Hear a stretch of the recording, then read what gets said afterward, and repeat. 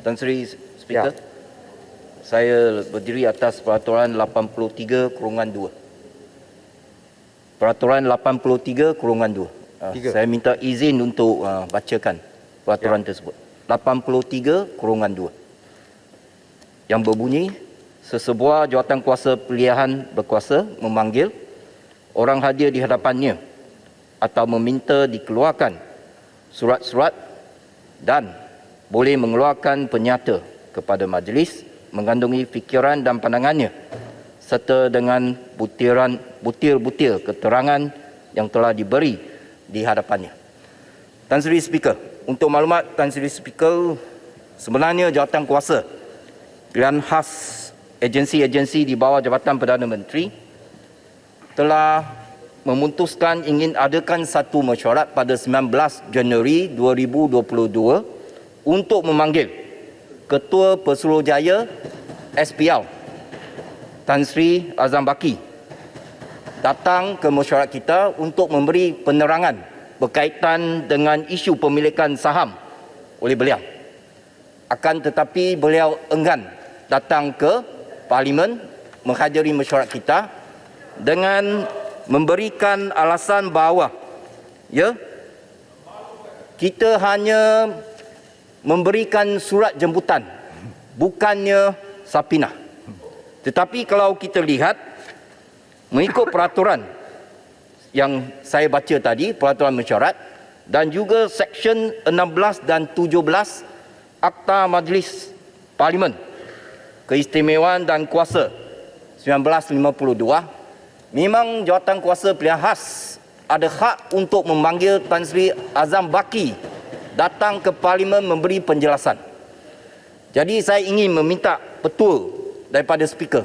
Adakah Speaker bersetuju dengan kenyataan Tan Sri Azam Baki yang enggan datang menghadiri mesyuarat jawatankuasa pilihan khas?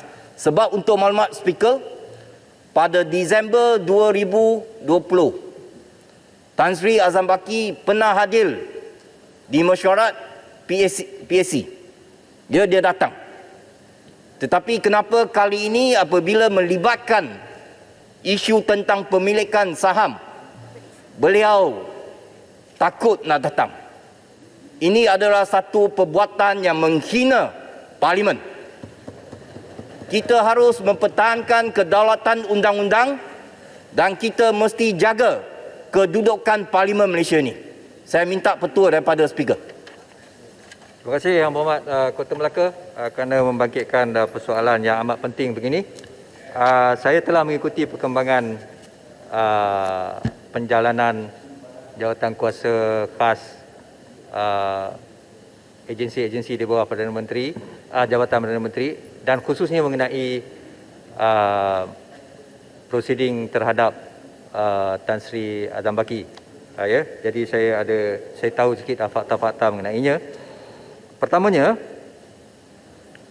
saya ingin terangkan bahawa saya tidak pernah masuk campur dengan penjalanan jawatankuasa apapun di Parlimen. Nombor satu, bukan kuasa saya untuk memanggil sesiapa atau untuk menghalang sesiapa daripada dipanggil ataupun untuk memberitahu pengerusi jawatankuasa berkenaan apa yang patut dibuat atau apa yang tidak patut dibuat.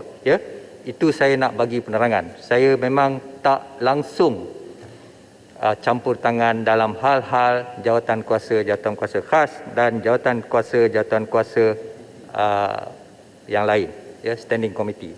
Nombor satu. Nombor dua, mengenai perkara ini, saya tahu bahawa Tan Sri Azam Baki telah dipanggil oleh jawatankuasa khas tersebut melalui sepucuk surat.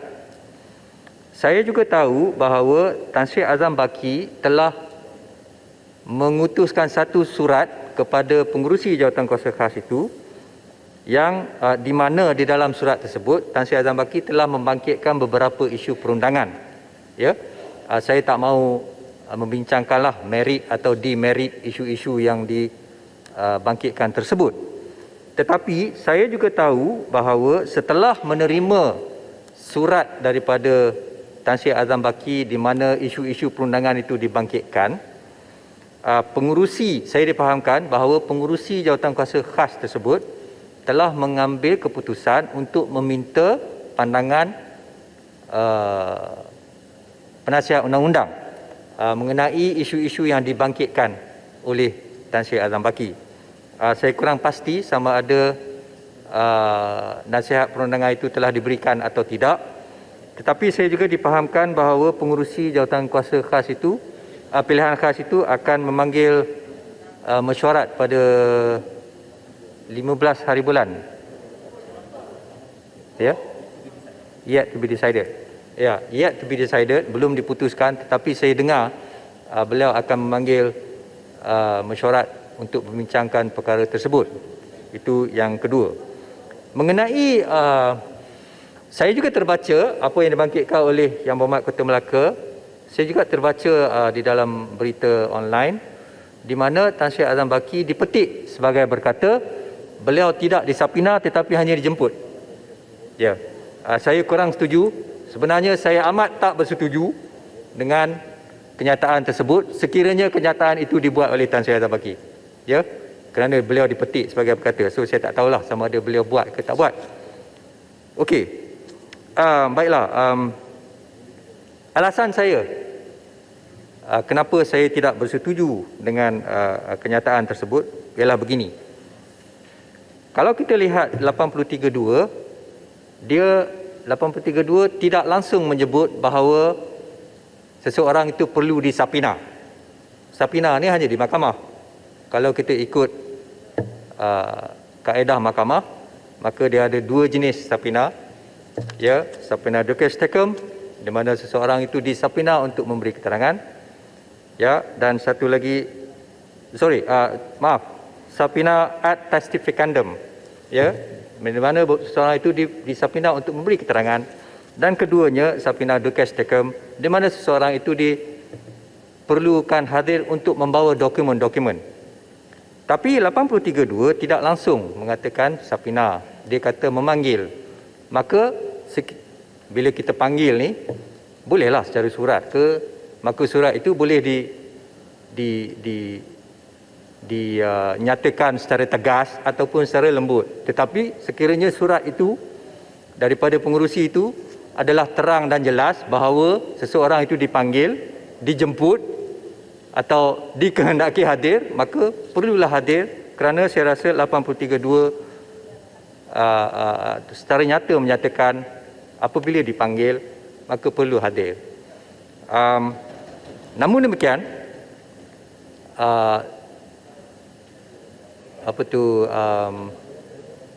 Tan Sri Azam Baki telah mengutus surat untuk membangkitkan isu-isu perundangan yang Yang Berhormat Pengurusi Jawatankuasa Pilihan Khas itu rasa perlu diambil nasihat undang-undang. Maka beliau sendiri telah postpone telah mengosongkan tarikh tersebut kerana nasihat undang-undang perlu diminta. Jadi saya rasa apabila tarikh itu dikosongkan, maka tidak timbullah masalah enggan datang atau tak datang. Jadi itu pendapat saya. Tapi saya setuju dengan Yang Berhormat, panggil, sapina, dijemput, dikehendaki hadir, semua serupalah. Sebab 83.2 ni dia menyebut memanggil. Izin, Tuan Speaker, boleh saya menimbulkan standing order?